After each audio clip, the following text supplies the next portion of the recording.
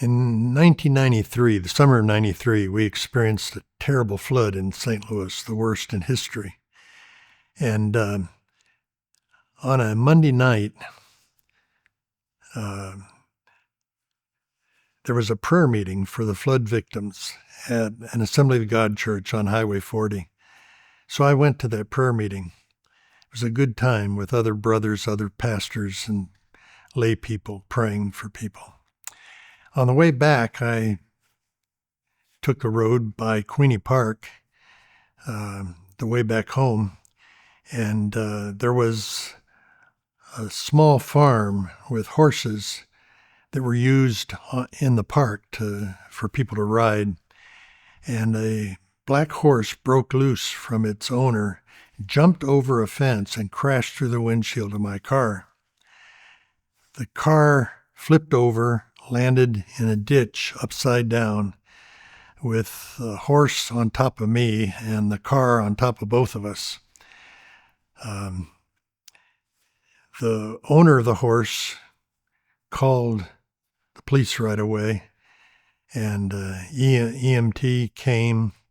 He happened to be from our church, and he looked in the ditch, saw all the blood, figured the car was full of people and they were all mangled.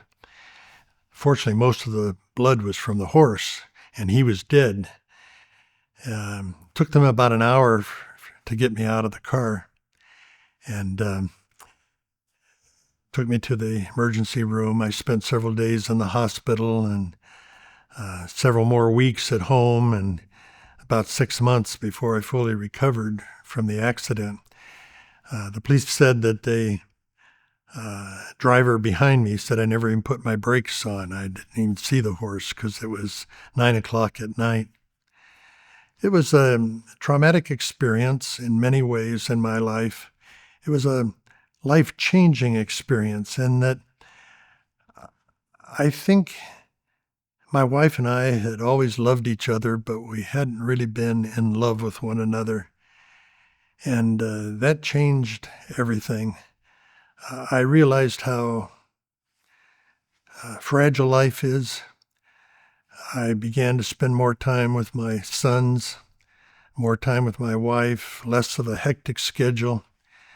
And I think my preaching changed. I think after that accident, I had a greater emphasis on encouragement in my preaching, because I know there were other people in the church who had gone through serious trauma, whether an accident or not, maybe medical trauma.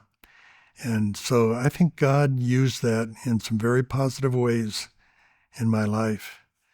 And 33 years later, 32 years later, it still has impacted me. I had a number of surgeries after that, eye surgery, back surgery, but I would say fully recovered from it and able to do anything I want in terms of physical activity. I think it was a pivot in my life. I've never regretted the experience. I've regretted some of the consequences of it physically, but never have regretted going through that. It was something God used very definitely. Tell you a little funny thing that happened. When the paramedic found me in the back of the back seat, he got my wallet out and saw my name, and he assumed it must be some other Mike Andrus, because though he went to my church, he didn't recognize me.